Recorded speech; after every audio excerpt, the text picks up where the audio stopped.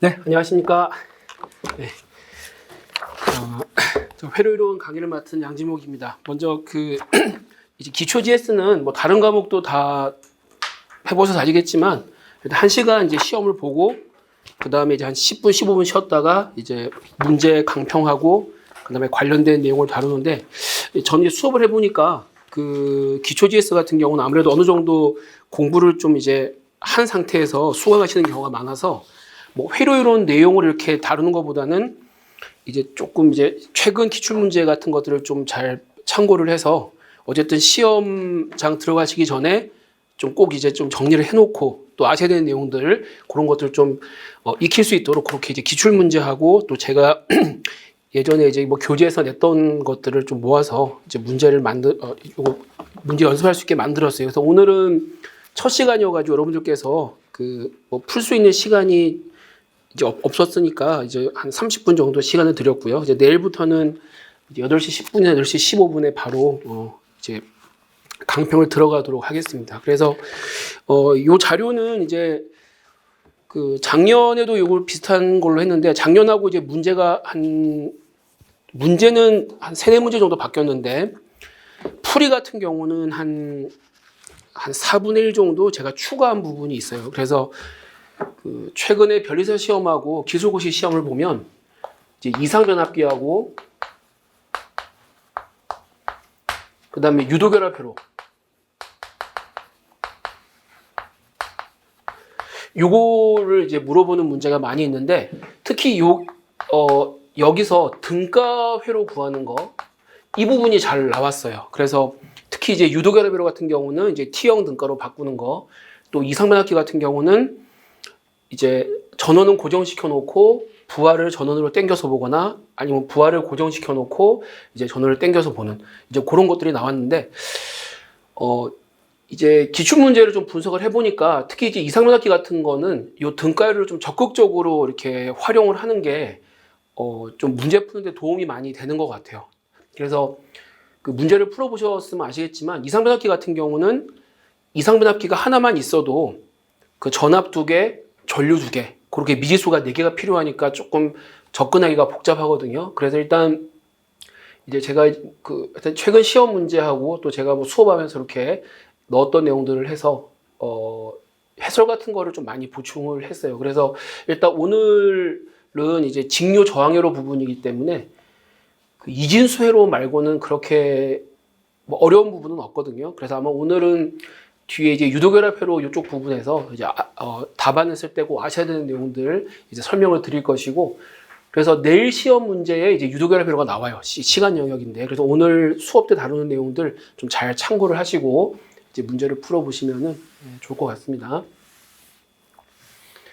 그래서 그 다루는 내용은 이제 강의 계획 쓰는 것처럼 이제 거의 주제는 강의 계획서에 다룬 것처럼 진행을 할 것 같아요. 약간씩 이제 조금 땡겨서 다루거나 조금 뒤에 다루거나 하는 건 있는데 거의 여기 이제 문제 연습을 이제 강의 계획서에 맞춰가지고 이제 구성을 했거든요. 그렇게 보시면 되겠습니다. 그리고 예전에 이제 그 패스페이지에 도입되기 전에는 이제 회로이론이 전력 과목이어가지고 어쨌든 그 점수를 많이 받아야 됐어요. 그래서 뭐 가능한 나올 수 있는 모든 것들을 다 추려가지고 또 내용적으로도 이론적으로도 어려운 부분들 이제 넣어서 했는데 최근 기출 문제를 보면 이제 패스 페이지 되고 나서부터는 웬만큼 실수하지 않는 이상은 이제 50점은 다 받을 수 있는 문제가 나와요. 간혹 한 10점에서 20점 정도는 흔히 이제 우리가 짱돌이라고 불리는 거, 회로책에서 잘 안 다루는 것들이 나오긴 한데 이런 것들이 출제된 해에도 다른 기출 문제를 보면 얘네들 다 틀려도 나머지 90점, 80점 정도 문제를 가지고 충분히 이제 50점을 넘을 수 있는 문제가 나왔거든요. 그래서 제가 이제 올해부터는 그 기초 GS랑 이런 문제를 낼 때 막 너무 어려운 이론이 있거나 생각하는 거는 내지를 않고 가급적 좀 계산 연습할 수 있는 문제를 내려고 합니다. 그래서 뭐 특별히 뭐 이렇게 복잡한 거는 없고 어쨌든 그 1시간 동안 이제 열심히 이제 계산기 쓰시고 또 식 세우고 하여튼 이제 좀 그렇게 할 수 있게 됐어요. 그래서 실제 시험에 출제되는 것보다 조금 계산량을 많게 해서 복잡하게 내려고 하니까요. 좀 힘드셔도 뭐 끝까지 좀 잘 따라오시면 좋을 것 같아요. 그래서 막상 그 점수가 좋지 않더라도 한 8회 정도 수업하는 동안 꾸준히 이제 계속 답안 쓰고 하다 보면 나중에 기출문제 보면 되게 쉽게 느껴지시거든요. 그러니까 어쨌든 이 기초 GS 통해서 좀 이제 뭐 실전력을 기른다라고 생각을 하시고 좀 잘 참고 따라오시면은 좋을 것 같습니다. 자, 그러면 먼저 오늘 그 문제 풀기에 앞서서 이제 직료 저항회로 해서 이제 우리가 식을 쓸 때 이제 주의하실 점을 좀 말씀을 드릴게요. 일단 태분원 등가율이 제일 많이 나옵니다.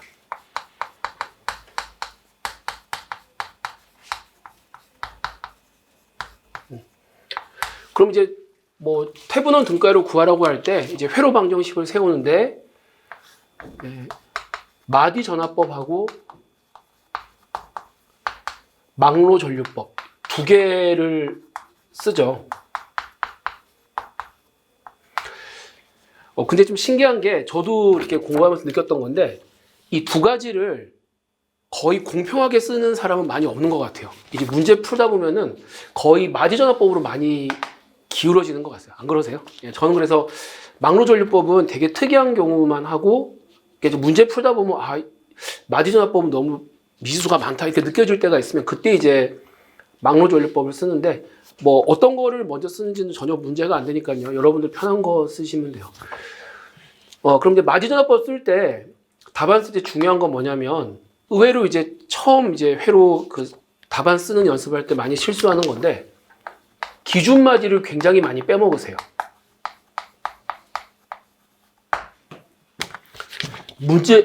문제에서 이 접지 표시가 있으면은 그러니까 여기를 0볼트로 두고 이제 나머지 마디 전압 부여해서 식을 세우면 되거든요.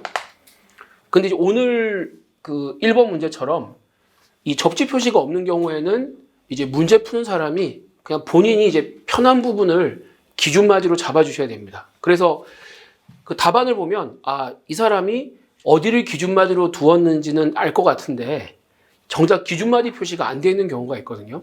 그래서 반드시 이 마디전화법은 이제 기준마디를 이제 표시를 하셔야 됩니다. 뭐 모든 과목이 다 그렇지만 이 서술형 문제 같은 경우는 이제 그 채점자가 채점 들어올 때 어느 정도 답안의 그 윤곽을 딱 머리에 잡고 들어오거든요.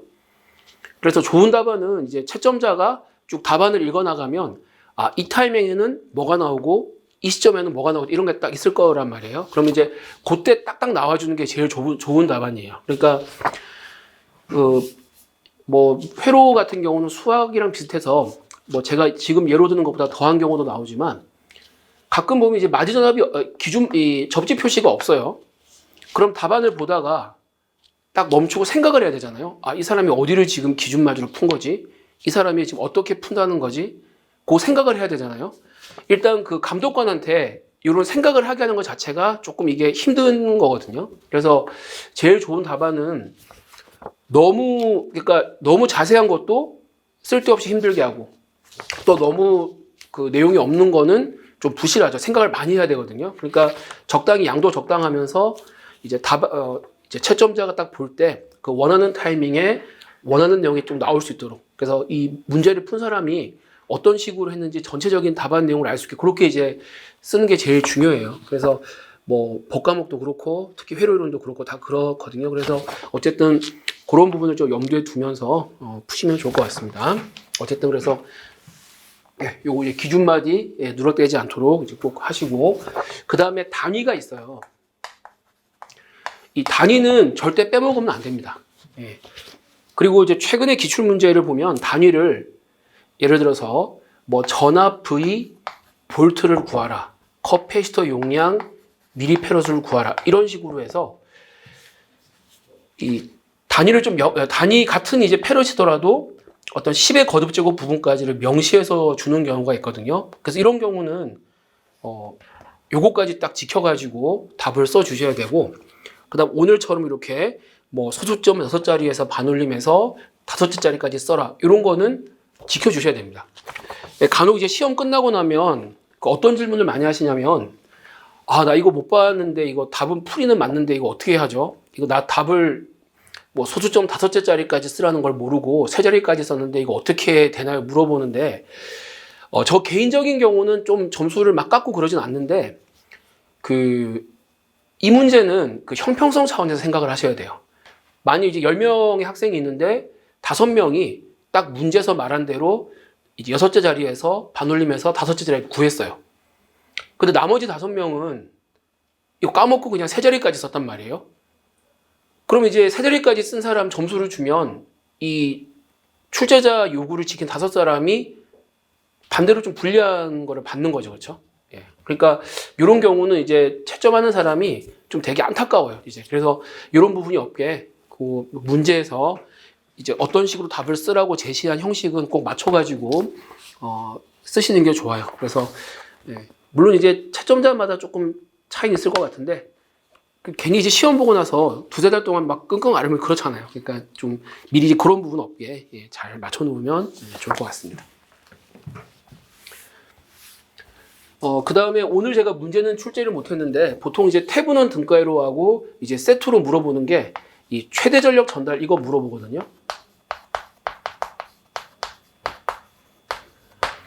그럼 이제 최대 전력 전달 조건은 다 아시는 바와 같이 이 부하 저항이 태분원 등가 저항과 같다라든지 그 다음에 정연파 정상 상태에서는 ZL은 ZTH의 컨주게이션 요거를 많이 써요.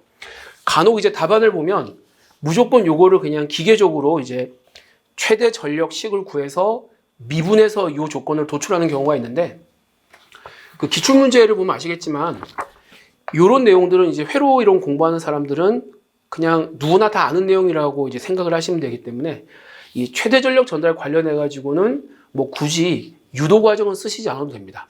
다만 현재 주어진 상황이 이 우리가 알고 있는 이 최대 전력 전달 공식을 쓸 수 있는 이제 그런 상황인지만 아셔서 그래서 그냥 최대 전력 전달 조건에 의해서 요거 쓰시고 답 쓰시고 뭐 그런 식으로 접근을 하시면 되겠습니다. 예. 자, 그러면은 먼저 오늘 1번 문제부터 한번 회로 그려서 한번 설명을 드릴게요. 예.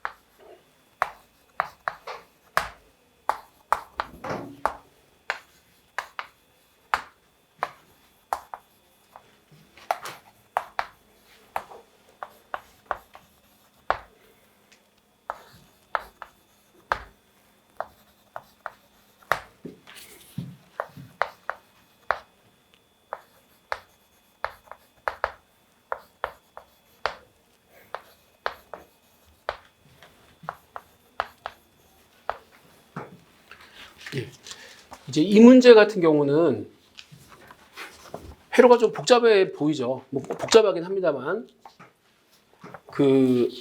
이 단락된 도선이 이렇게 있어요. 이렇게. 그래서 이 부분은 우리가 이제 적당히 이제 기준마디로 잡아서 처리를 하면 그 마디전화법을 쓴다고 할 때 미지수의 개수가 4개만 있으면 돼요. 그래서 예시답안에 있는 것처럼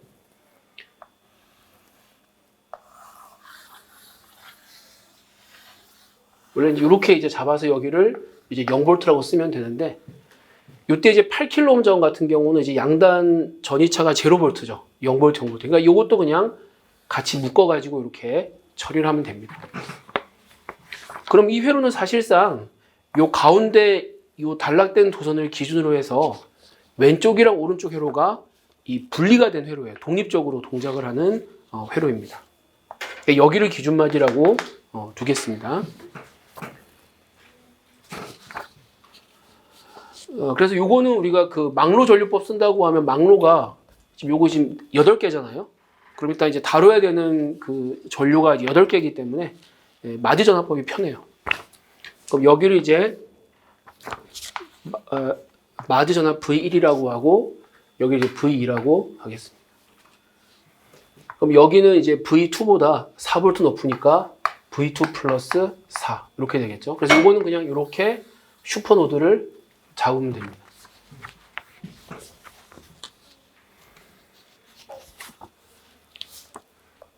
그 다음에 여기 전압을 이제 V3라고 하고 여기를 이제 V4라고 할게요. 그럼 여기는 V4-12 이렇게 되겠죠. 그럼 이제 방정식을 세울 때 이제 슈퍼노드를 이렇게 슈퍼노드로 잡아도 괜찮아요. 근데 이때는 이 슈퍼노드에서 흘러나가는 전류가 여기 하나, 둘, 셋, 넷, 다섯 개 전류가 흘러나가거든요. 그래서 기왕이면 그 전류 개수를 좀 적게 줄이는 게 좋으니까 조금 특이하지만 슈퍼노드를 이렇게 전류원까지 포함해서 이렇게 이제 잡아보겠습니다. 그러면은 이 흘러나가는 전류가 이제 4개가 되니까 아무래도 조금 이제 부담이 줄어들겠죠.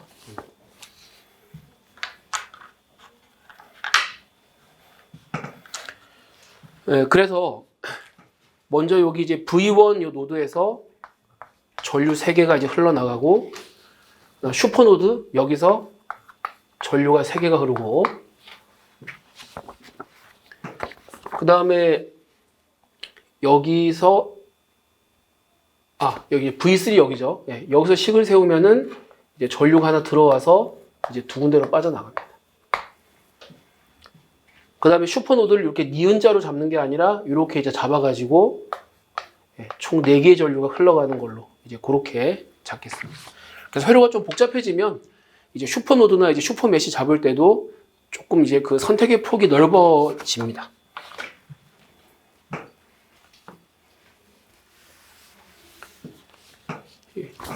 자, 그럼 이제 여기서 이제 KCL을 쓰면 뭐 다 아시겠지만 그냥 쓸게요. 그럼 일단 전부 저항이 이제 8000분의 V1 플러스 8000분의 V1 플러스 8000분의 V1 빼기 V2는 제로.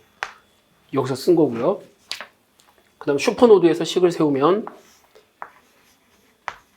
8000분의 V2 빼기 V1 플러스 2000분의 V2 플러스 2000분의 V2 플러스 4 이렇게 됩니다. 그럼 이 방정식을 보면 미지수가 V1, V2밖에 없죠, 그렇죠? 그래서 이 왼쪽 회로가 이 오른쪽 회로랑 이제 독립적으로 동작하는 거를 이 식에서도 우리가 간접적으로 알 수가 있습니다. 이거 이제 풀면은 이제 V1, V2 바로 구할 수 있어요. 그 다음에 여기서 이제 KCL을 적용을 해보면 2mA가 들어와서 3kΩ으로 흐르는 전류가 3000분의 V3, 2kΩ으로 흐르는 전류가 2000분의 V3- V4-12 이렇게 됩니다. 그 다음에 이렇게 크게 슈퍼노드 잡은 거 여기서 식을 세우면은 이제 3kΩ 저항 흐르는 전류가 3000분의 V3 그 다음에 여기는 전부 이제 마지막에 V4죠, 그쵸? 똑같아요. 그래서 V4 나누기 12000 V4 나누기 6000 V4 나누기 12000 이렇게 됩니다.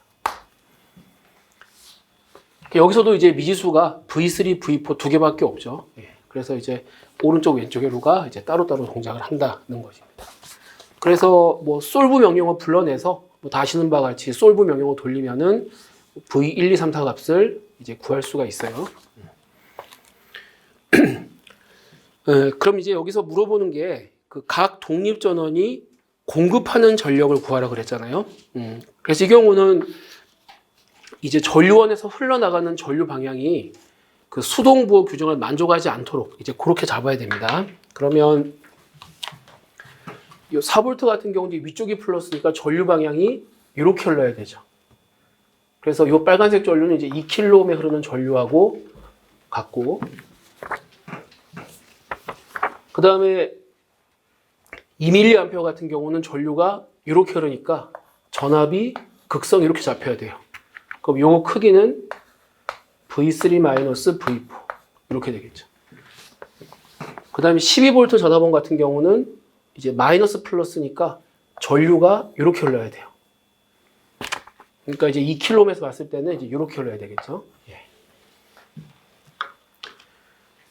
그러면 4V 전압원이 공급하는 전력은 먼저 전압의 크기에다가 자, 요 전류니까 요거는 2000분의 V2 플러스 4 이렇게 됩니다. 그 다음에 2mA가 공급하는 전력은 V3 빼기 V4 곱하기 2 곱하기 10의 마이너스 세제곱 이렇게 되고, 그 다음에 12V 전압은 요거는 12 곱하기 요 전류 쓰면 되죠. 그래서 요거는 이제 2000분의 V3 마이너스 V4 마이너스 12 이런 식으로 됩니다. 그럼 요거 이제 계산기 쓸 때 요거는 비교적 식이 그렇게 복잡하지 않잖아요. 그러면 우리가 이제 솔브 명령어 돌려가지고 V1부터 V4까지 구했어요. 뭐 결과가 나오겠죠. V1은 얼마, and V2는 얼마, and 이렇게 나오죠, 그렇죠? 이렇게 이제 식이 간단한 경우는 굳이 이제 P4V, P2mA, P12V 따로따로 구하는 것보다는 그 행렬을 가지고 와서 한 번에 구하는 것도 괜찮아요. 그래서 요거는 근데 약간 이제 개인적으로 호불호가 있어서 여러분 설명 들으시고 나한테 맞겠다 싶으면 하시면 돼요. 여러분 그 템플릿 팔레트 아시죠? 이제 보면은 이 9번 키 바로 오른쪽에 9번 키 바로 오른쪽에 보면은 요거 뭐 이렇게 뭐 행렬 같은 거 불러내는 거 있잖아요. 그렇죠? 요 버튼 누르면 막 이렇게 뭐 명령어가 있어요. 거기 이제 보면 그 두 번째 줄 가운데에 요 2x1 행렬 있잖아요. 그렇죠? 얘를 불러내요. 그럼 이제 입력 창에 이렇게 떠가지고 이제 식 입력을 하면 되는데, 지금 우리가 구해야 되는 거는 이게 3개잖아요. 그렇죠? 그러면 요거 행을 늘리는 건 뭐냐면 이 사각형 2개 중에 일단 아무 쪽에나 이제 커서를 두고 이 오른쪽 밑에 보면 이 알파벳 U 오른쪽에 요 표시 있죠. 그렇죠? 요거를 누르면 얘가 이제 행을 하나 추가하는 기능이 있어요. 이렇게.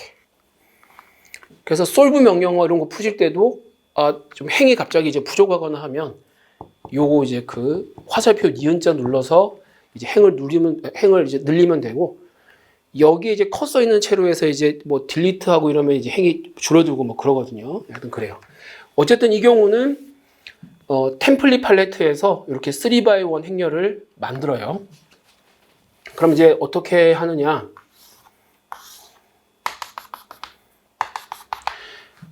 얘를 그냥 바로 쓰면 돼요. 이렇게 4 곱하기 V4 플러스 4 나누기 2000.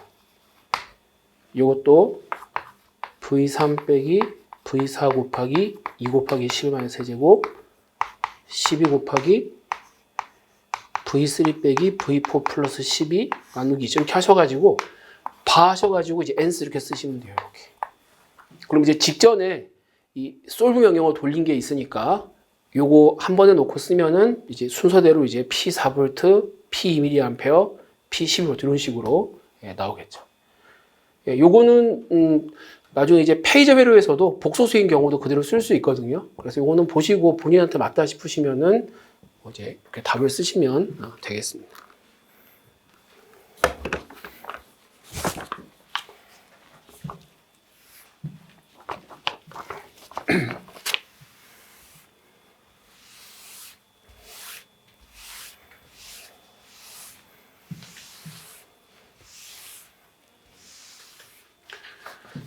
자, 그 다음에 이제 두 번째 문제가 이제 I 1, 2, 3, 4, 5, 6 요거 이제 값을 구하는 건데 요거는 이제 제가 출제한 이유가 뭐 이게 중요하다기보다 이렇게 단락도선에 흐르는 전류 구하는 거는 우리가 보통 좀 이렇게 회로 책들을 풀 때 그렇게 접할 수 있는 경우가 많이 없어요. 근데 이제 가끔 어떤 책들을 보면은 그러니까 이게 이제 단락이 돼 있다 보면 이제 문제를 많이 풀다 보면 기계적으로 여기를 다 이렇게 마디 하나로 이제 묶어가지고 간단히 해서 이제 처리하는 경우가 있는데 대부분 뭐 거의 99% 가까이는 그렇게 하더라도 큰 문제가 없는데 이제 간혹 이 단락도선에 흐르는 전류 요거를 어떤 그 종속 전원에 이제 제어 변수로 하는 경우가 가끔 있어요.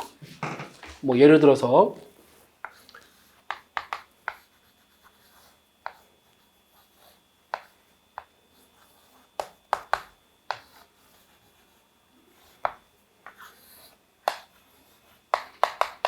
뭐 이렇게 됐을 때 여기를 이제 I 델타라고 하면 여기를 3I 델타 이런 식으로 해서 이 단락도선에 흐르는 전류를 이제 우리가 식을 세워야지만 이 종속 전원의 크기를 이제 우리가 알 수 있는 뭐 그런 경우가 가끔 나오거든요. 그래서 이렇게 단락된 도선은 대부분 우리가 그냥 마디 하나로 표시해도 문제 없는 경우가 많은데 좀 특이하게 이 단락도선 전류가 어떤 그 종속 전원의 제어 변수라든지 뭐 그런 그런 게 될 수가 있어요. 그래서 이 경우도 그냥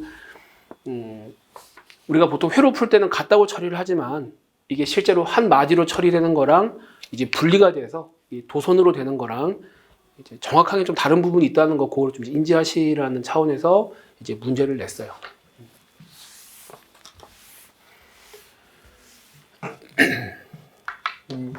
그러면은 자 먼저 여기서 이 I1 구하려고 하거든요. 그러면 이제 여기는 전류가 안 흘러요. 그럼 이제 KCL을 쓰면 여기 이제 I1 같은 경우는 그냥 3km에 흐르는 전류니까 얘가 3000분의 0-V3 이렇게 됩니다. 이제 I1 이렇게 이제 구했어요. 그 다음에 이제 I2 같은 경우는 여기서 이제 KCL을 쓰면 되죠. 그래서 이제 I2만 여기서 빠져나가고 이 I1이 들어오는 방향으로 잡으면 마이너스 I1이 됩니다. 그래서 KCL을 쓰면 I2는 마이너스 I1 플러스 2000분의 V2 플러스 4 이렇게 되죠.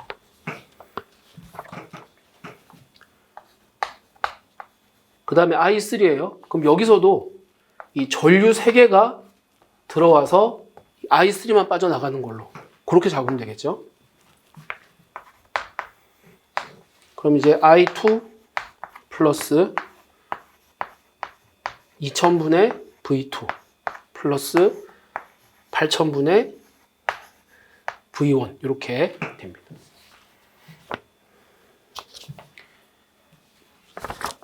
그 다음에 여기에 흐르는 전류 이제 I4는 여기서 KCL을 쓰면은 됩니다. 그래서 전류가 이제 이렇게 3개가 들어와서 이렇게 나간다고 이제 보면 되고, 그다음 마찬가지로 이제 I5 같은 경우는 이제 전류가 이렇게 3개가 들어와서 이렇게 나간다고 보면 되고, 뭐 그렇게 해서 이제 나머지 전류를 구하면 되겠습니다. 그래서 이거 뭐 자잘하게 계산하는 거는 한번 여러분들 답안 참고해서 한번 답을 한번 내보세요.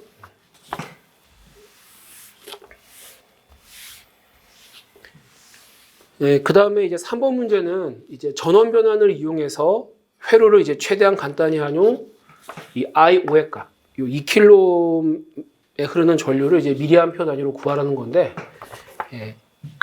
요거는 지금 여기가 전부 전압이 0이잖아요, 그렇죠? 그래서 여기를 그냥 싹 다 무시하고 이렇게 이제 처리하면 됩니다, 파란색으로. 그럼 여기서 이제 보면 6kΩ이랑 12kΩ이 이게 서로 병렬 연결되어 있는데, 좀 확장을 해보면 12kΩ, 6kΩ, 12kΩ 세 개가 사실은 병렬 연결되어 있거든요. 그래서 요거 세 개를 이제 합성하면 이제 3kΩ이 나와요. 그래서 이제 해설에 있는 것처럼 일단 여기 2kΩ을 일단 고정시킨 상태에서 이제 쭉 전원 변환을 시켜가지고 이제 찾으면 되죠.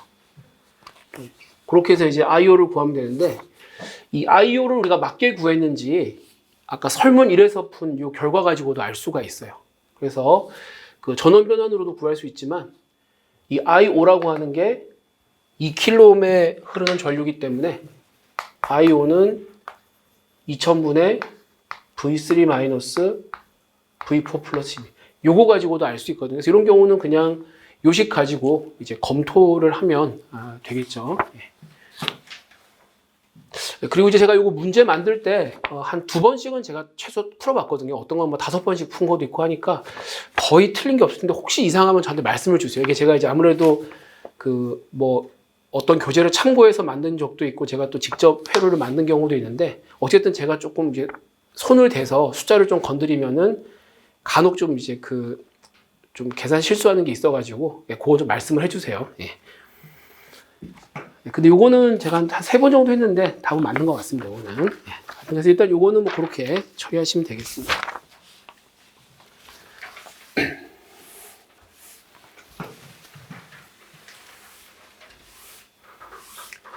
자, 그 다음에 두 번째 문제는 이제 1번 문제가 이 델타 Y 변환을 거꾸로 한 거.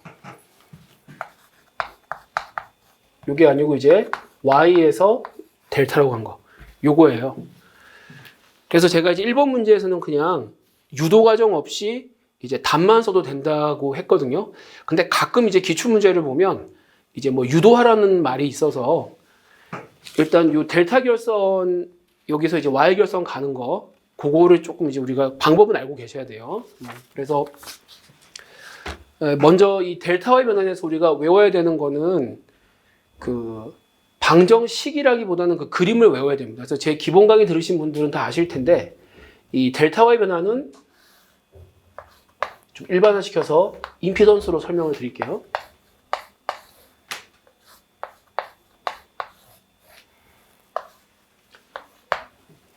그 델타 Y 변환 공식이 아니라 이 그림을 외우는 게 편해요.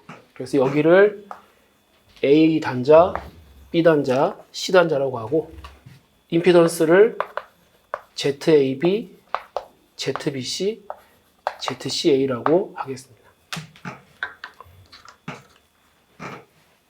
그럼 먼저 이 델타 회로 속에 이 Y 회로를 집어넣습니다. 이렇게.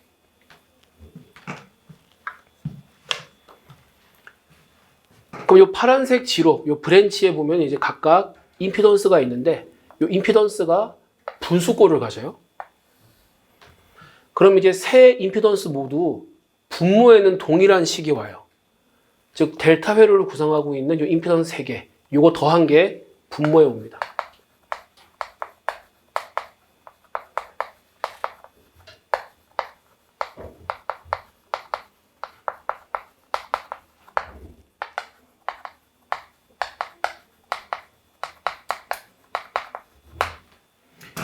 그럼 이제 분자에 오는 건 뭐냐? 분자에 오는 거는 요 Y 결선에 이제 지로가 하나 있으면 그 양옆에 있는 거, 그 임피던스 2개를 곱하면 돼요. 이렇게. 그럼 여긴 양옆에 ZAB, ZBC가 있으니까 이렇게 2개를 곱하면 되죠.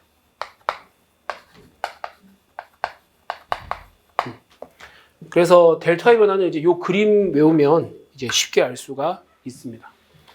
그래서 회로책에 가장 많이 나와 있는 예가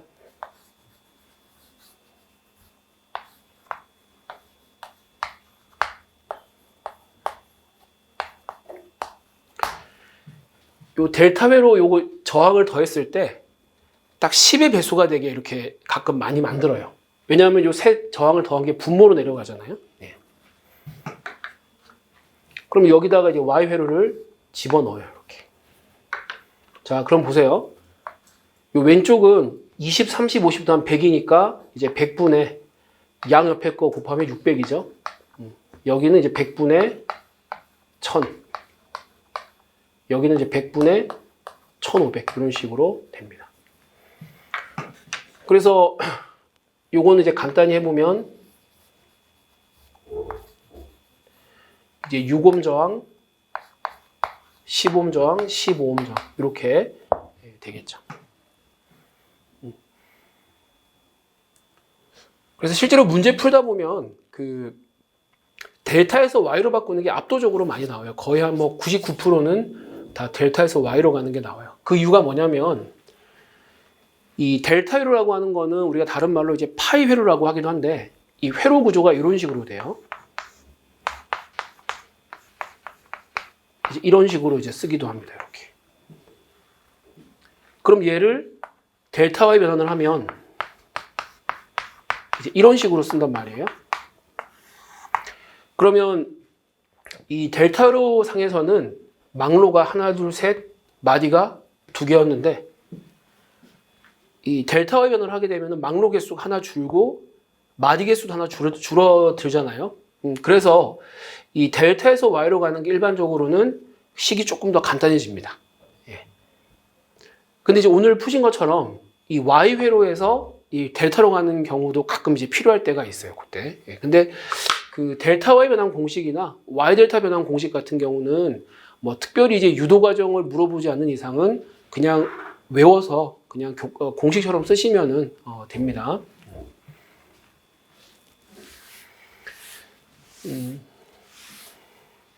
그래서 이제 유도 과정은 이제 뭐 교재에 나와 있는 것처럼 ZA는 ZAB, ZCA 나누기 요거 그냥 썸 Z라고 할게요.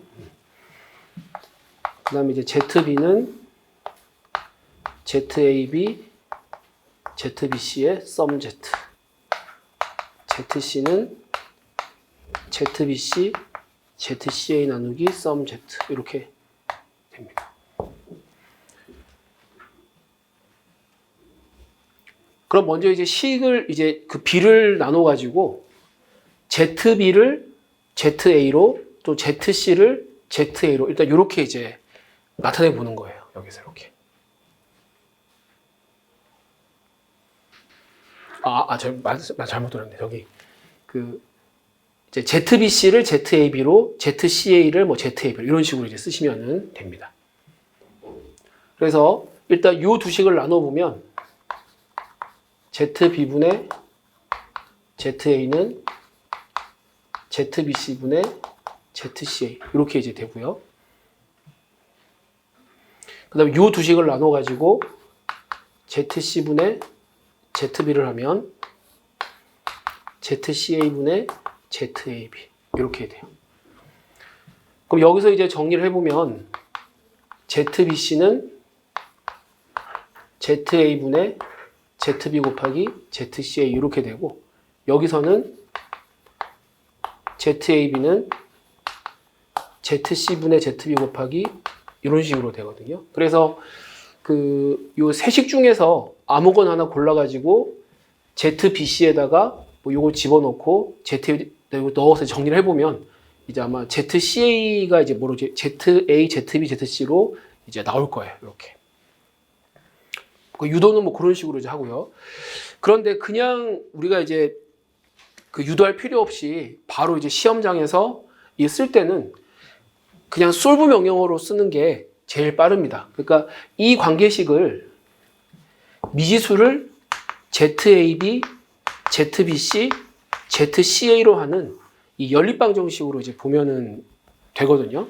그래서 이제 솔브 명령어 불러내서 요 세 식을 쓴 다음에 미지수를 이렇게 델타 결선일 때의 임피던스 저항으로 잡아서 풀면은 이제 이렇게 이제 처리를 이제 해줍니다. 예.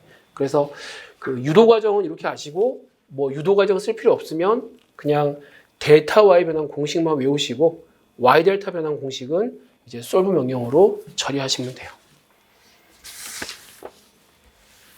근데 이것도 그 외우는 것 자체는 이제 그렇게 어렵지는 않습니다.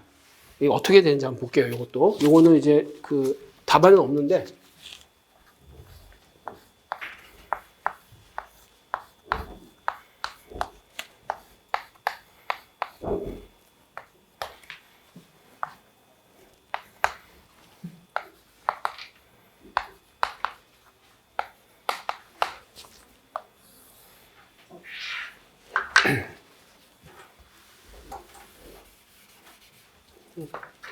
일단 여기 이제 y 회로가 있잖아요. 그럼 여기에 이제 바깥쪽에 이 델타 회로를 그냥 일단 임의로 그려요. 이렇게.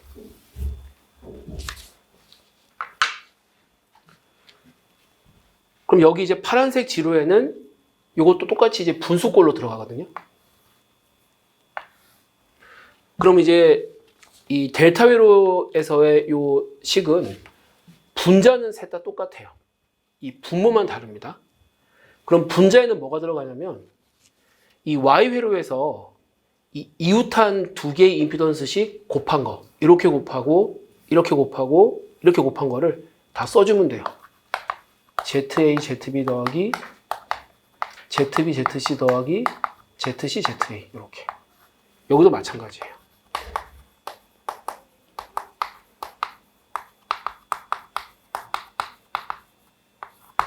여기도 똑같아요.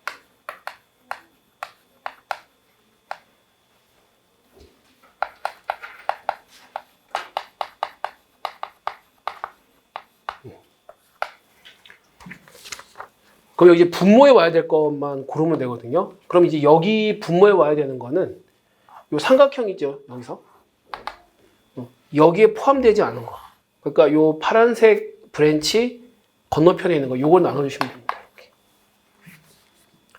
그럼 이제 여기는 그러면 이제 이 삼각형에 연결 안 된 게 이제 ZA니까 얘를 나눠주면 되고, 그 다음에 이제 여기는 ZB니까 요거를 이제 나눠주면 되죠. 그런 식으로 가면 되겠습니다.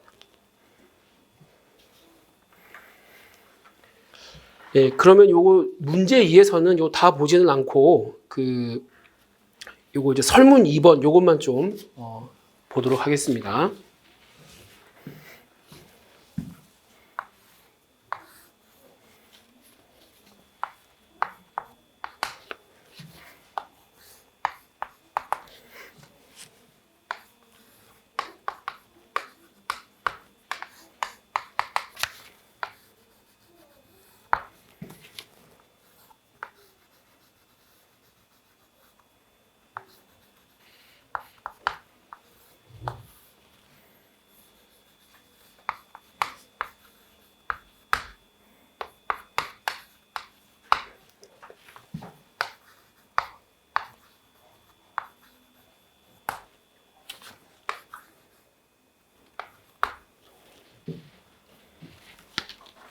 네, 지금 이제 보시는 것처럼 이 OPMF의 이제 마이너스 입력 단자하고 출력 사이에 이런 Y결선 형태 회로가 있어요.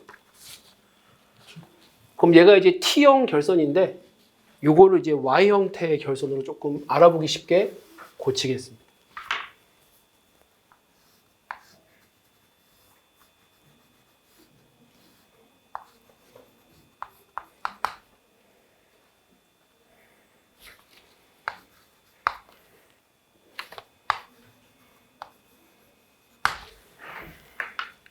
그러면 아까 말씀드린 대로 이렇게 델타 형태로 연결을 해요. 이렇게. 그럼 여기 이제 분자에 오는 건 똑같아요. 두 개씩 곱한 거 이제 분자에 써줘요. 이렇게 R1, R2, R2, R3, R3, R1. 그럼 여기는 이제 분모를 R3로 나누면 됩니다. 그다음 여기는 분모를 R1으로 나누면 되고, 여기는 요 분자를 R2로 나누면 되죠. 그래서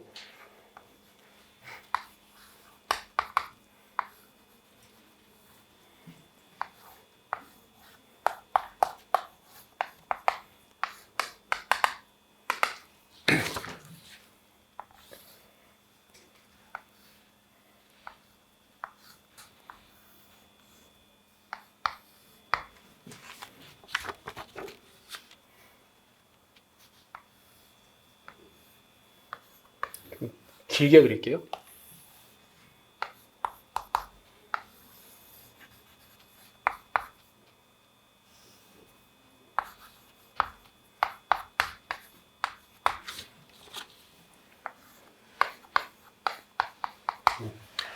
자, 여기 이제 왼쪽 요 파란색 지로에 있는 저항은 보세요. 여기가 0V고 여기도 0V니까 여기는 전류가 안 흘러요. 그렇죠? 그래서 요걸 이제 그 델타 결선으로 바꾸었을 때 여기는 전류가 안 흐르니까 얘는 그냥 개방할 수 있어요. 그럼 여기는 이제 저항이 아까 본 것처럼 R3분의 R1, R2, R2, R3, R3, R1 이렇게 되고요. 여기는 R1분의 R1, R2, R2, R3, R3, R1 이런 식으로 됩니다. 그럼 이제 이 회로에서 보시면 이 오른쪽에 있는 저항은 이 위쪽 마디가 이 출력 마디랑 같죠, 그렇죠? 그 다음에 이제 기준 마디가 이 RL의 이 아래쪽 마디랑 똑같아요. 그래서 여기 오른쪽에 있는 저항은 그냥 여기 이렇게 붙어 있는 걸로 봐도 되는 거죠, 이렇게. 그래서 그 그림 3회로에서 이 RF에 해당하는 것이 요 저항이 되고, 그 다음에 RL''은 요 두 개가 이제 병렬 연결된 된 거니까 이거 합성해서 이제 등가 저항을 구하면은 되겠습니다. 그럼 이렇게 이제 만들고 보면 요거는 이제 회로 구조가 이제 반전 증폭기가 되겠죠. 그래서 그 입력 출력 관계식을 구해 보면 이 VO는 마이너스 RI분의 RF의 VI. 그래서 요거 분의 요거 이제 쓰면은 이제 되겠습니다. 그 다음에 이 VI하고 이제 IO 관계를 구할 때는 이제 여기서 이제 KCL을 써야지 되겠죠.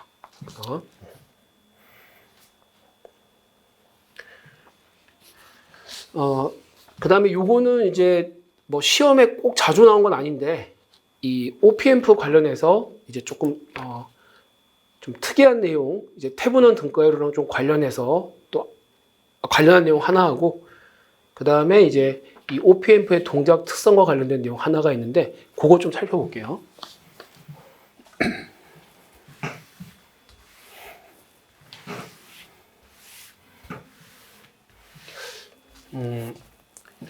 그 닐슨 책이나 이런 데는 안 나오는데 혹시 여러분 그거 생각해 보셨어요?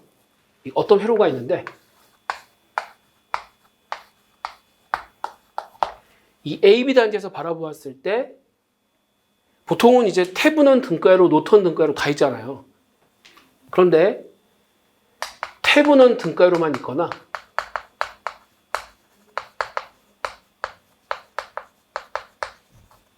또는 이 노턴 등가만 있는 회로. 혹시 이거 생각해 보셨어요?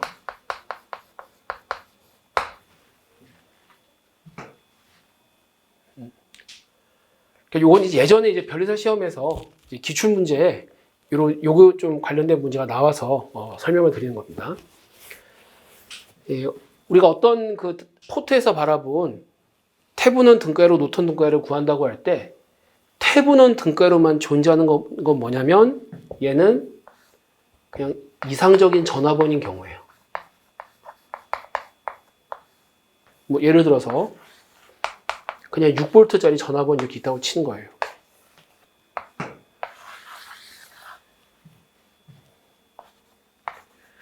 그럼 얘는 RTH가 0이잖아요.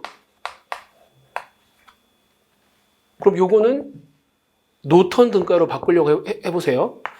이 전류원의 크기가 0분의 6이어가지고 이 노턴 등가 전류 자체가 정의가 안 됩니다.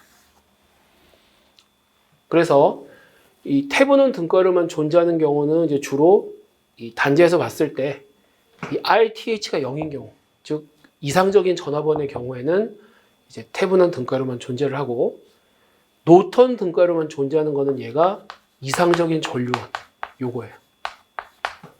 그러니까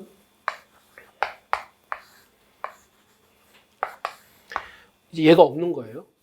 얘가 없다는 거는 이 노턴 등가 저항이 무한대라는 뜻이죠. 그렇죠? 그래서 이 노턴 등가 전류하고 이 무한대 값을 곱하게 되면 이 전화번 크기 자체가 이제 무한대가 되니까 또 존재를 하지 않는 거죠.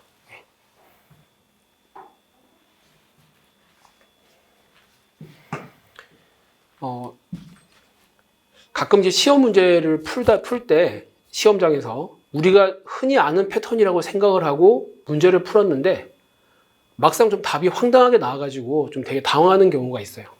그래서 이제 변리사 시험지 2008년도인가 2009년도였던 것 같은데 제가 이제 지금은 제가 이제 그 기출문제집 제가 다루는 거에서 뺐는데 그 당시 어떤 문제가 있었냐면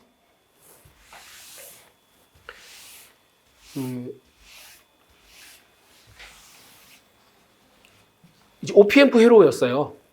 그래서 이제 뭐 출력 전압을 구하기 위해서 이제 그 노턴 등가 회로를 이용하라 이런 문구가 있었어요. 이제 출력 전압을 구하기 위해서 이제 노턴 등가를 이용하라 이런 문제가 있었어요.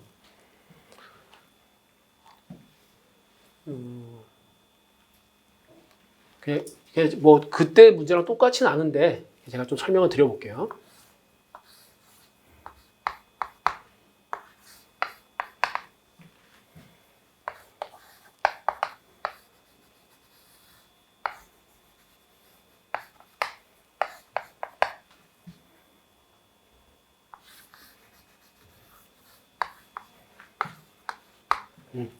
이런 회로가 있다고 해보겠습니다.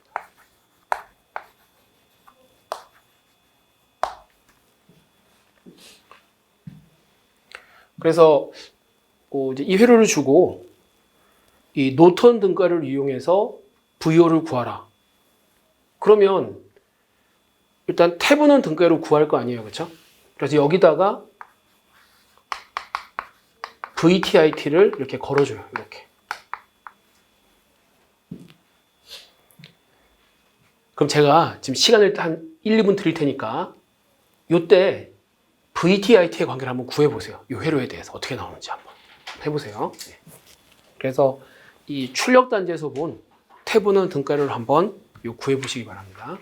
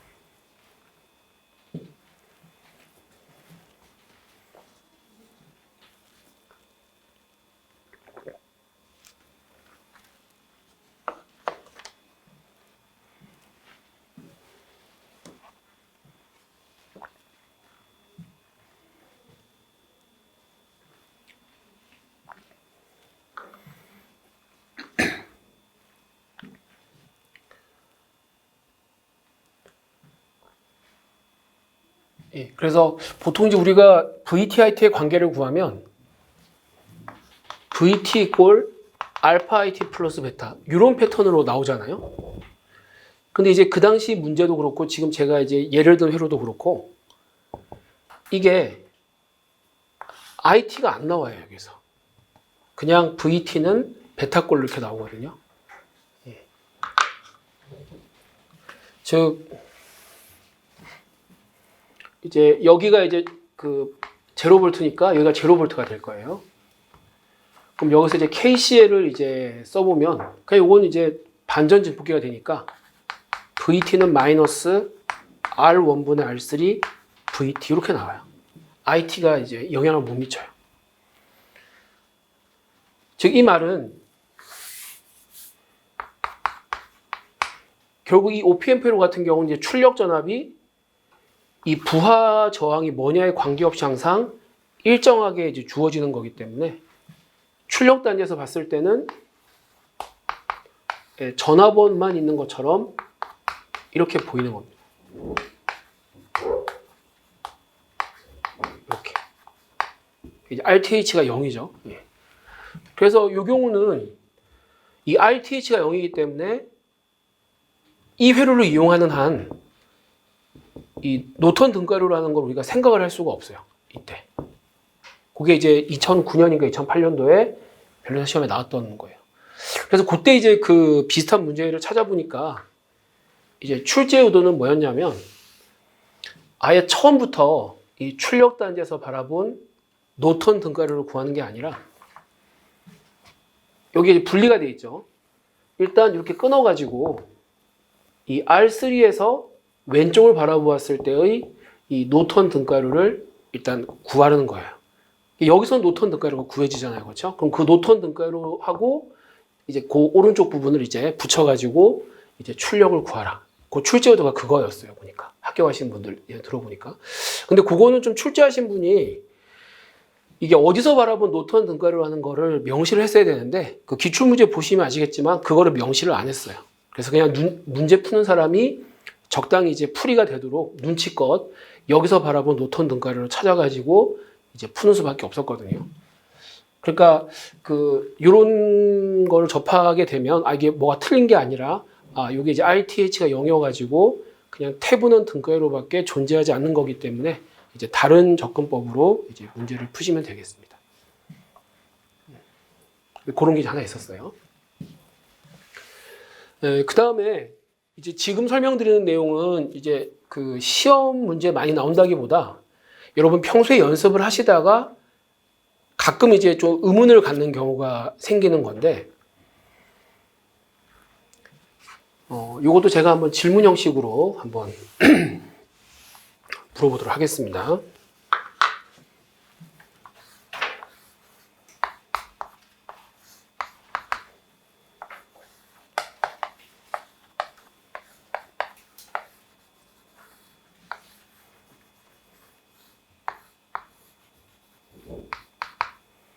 요거는 합할까요? 하나 다.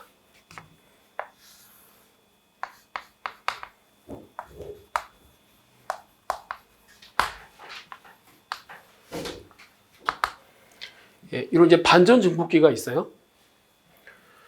출력 전압은 마이너스 2분의 4 곱하기 6이니까 마이너스 12V예요. 여기가.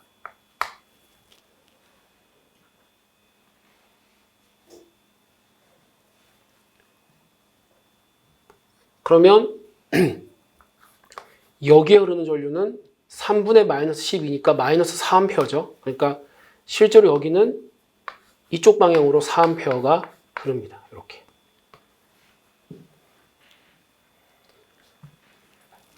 그 다음에 여기 흐르는 전류는 얼마냐면 여기는 마디 전압이 6이니까 여기 0이니까 2옴에 6V가 걸려서 여기 3A가 흘러요. 이렇게.